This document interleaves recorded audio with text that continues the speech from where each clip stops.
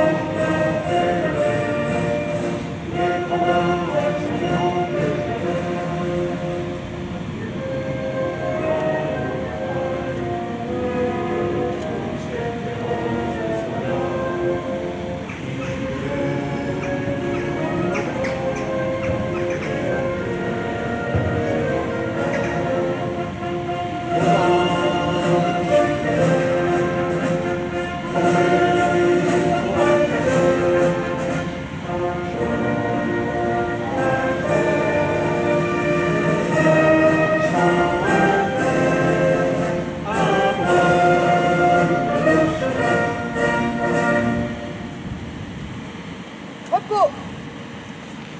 Donc on se retrouve place titrée. Voilà, vous allez pouvoir vous mettre devant, allez-y les porte-drapeaux. Mettez-vous la voiture avant, vous vous mettez derrière.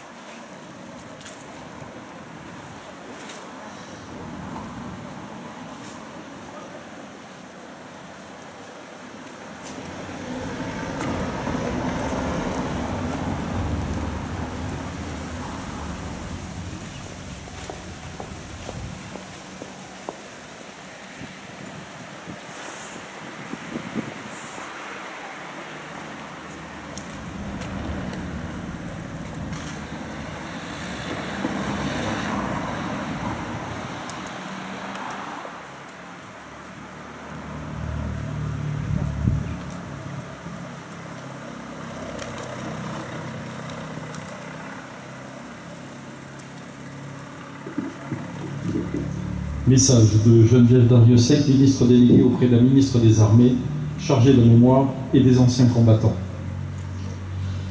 C'était il y a un siècle. Ce 10 novembre 1920, la Grande Guerre est achevée depuis 2 ans. Dans la citadelle de Verdun, Auguste Tin, soldat de 2e classe et pupille de la Nation, dépose un bouquet d'œillets blancs et rouges sur le cercueil d'un soldat.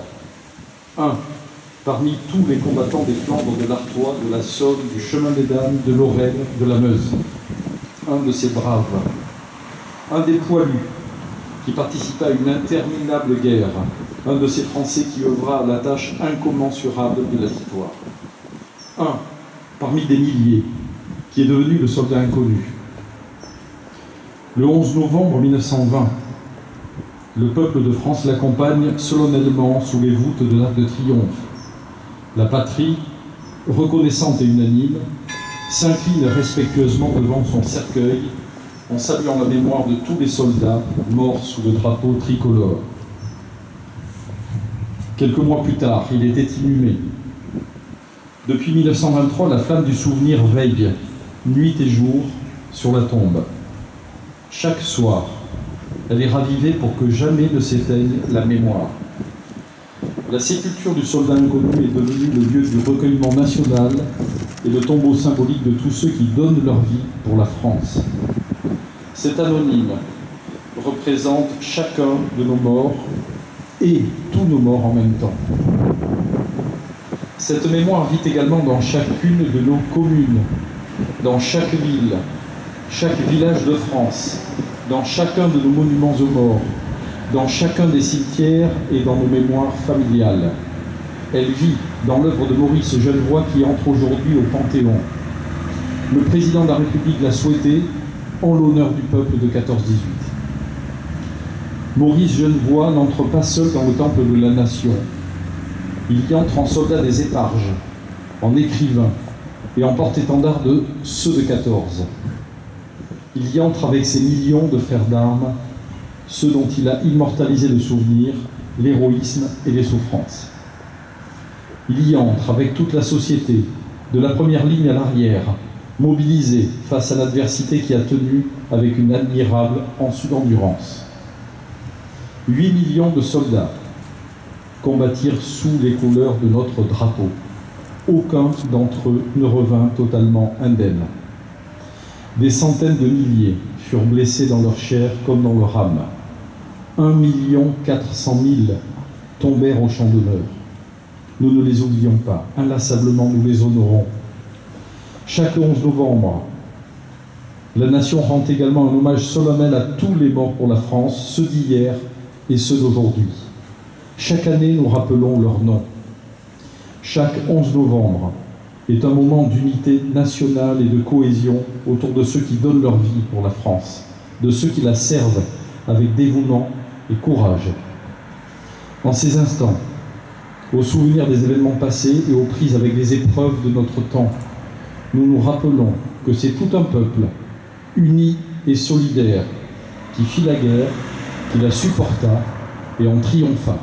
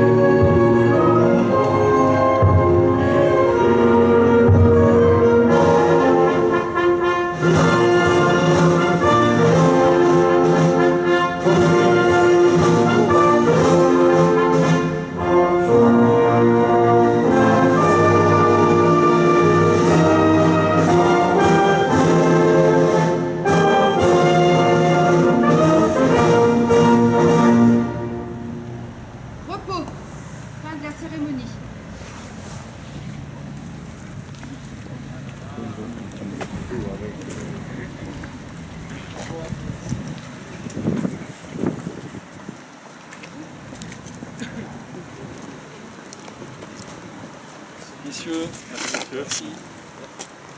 Merci.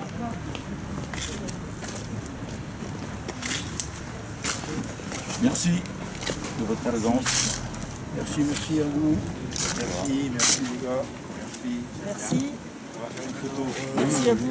Attends, on va se mettre.